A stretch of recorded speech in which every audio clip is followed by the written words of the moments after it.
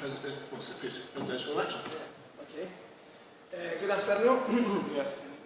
An international proverb says that show me your friend, and then I will tell you who you are. It's international proverb.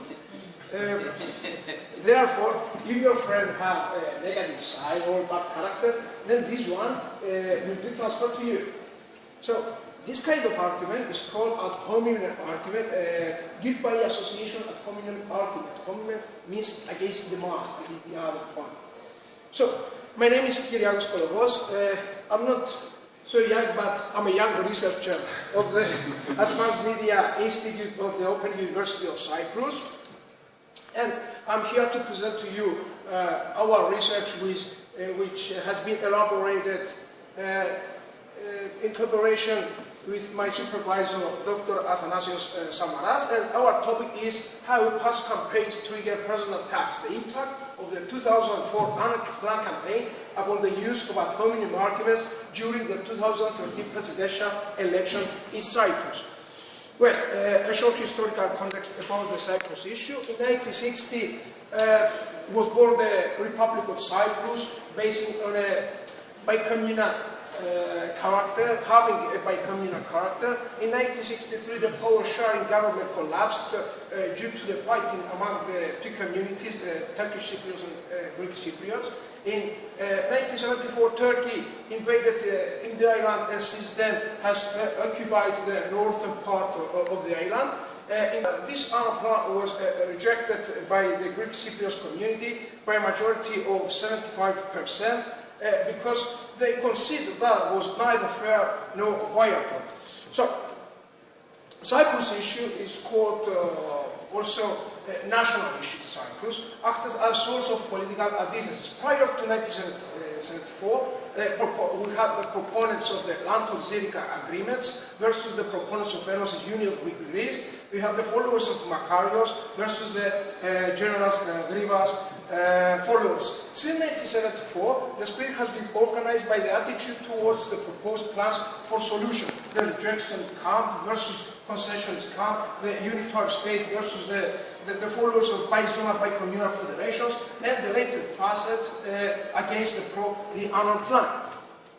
So the party position, as you can see, the two-thirds of the power is collected by the two poles, and the other third went in 2004 to the central parties in the middle.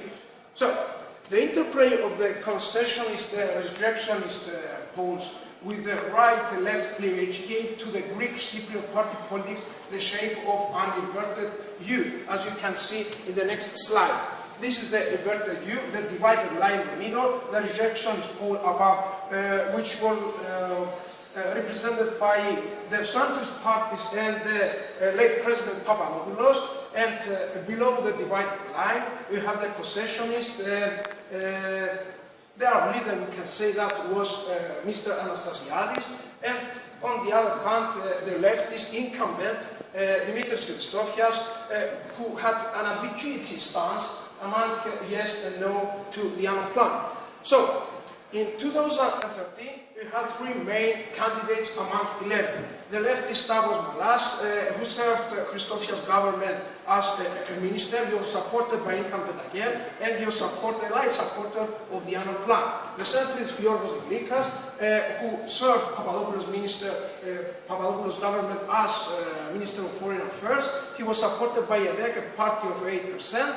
He was strenuous rejectionist of the Annan plan. And on the other hand, Nikos Anastasiadis, the right-wing candidate, who was supported by three parties.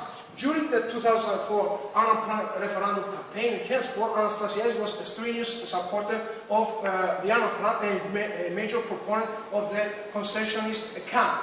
The blame for the financial crisis of Cyprus fell primarily on the previous president Christofias, who was supported by again. So, the solution of Cyprus problem had a negative instrumental acceleration for Anastasiadis, and on the other hand, the financial crisis of of Cyprus had a positive instrumental actualization for him. So Athanassios was elected president because the financial crisis primed out the Cyprus issue at both the news agenda and the campaign agenda. So in our research, we examined the deployment of ad hominem arguments against Athanassios during the second televised presidential debate in 2013.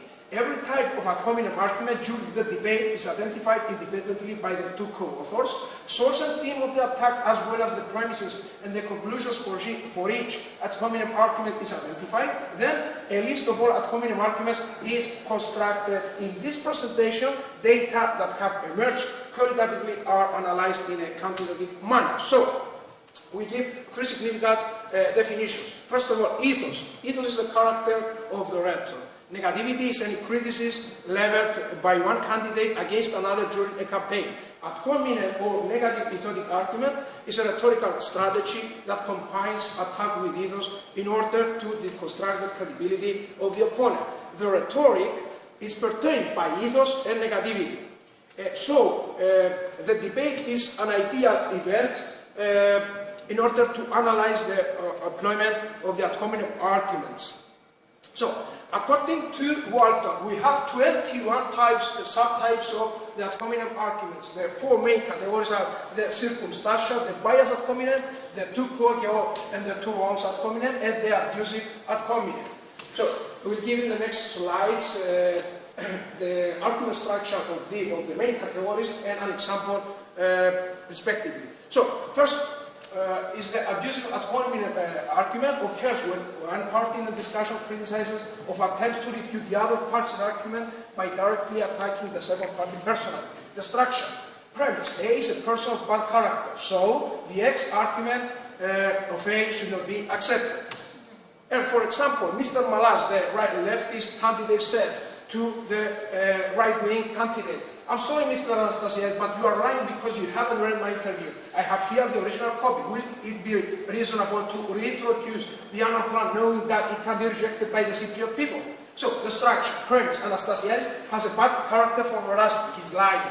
Therefore, Athanassios' argument should not be accepted. Second type is the circumstantial ad hominem argument, which exists when some circumstances of the arguer out of that character as used to attack his argument.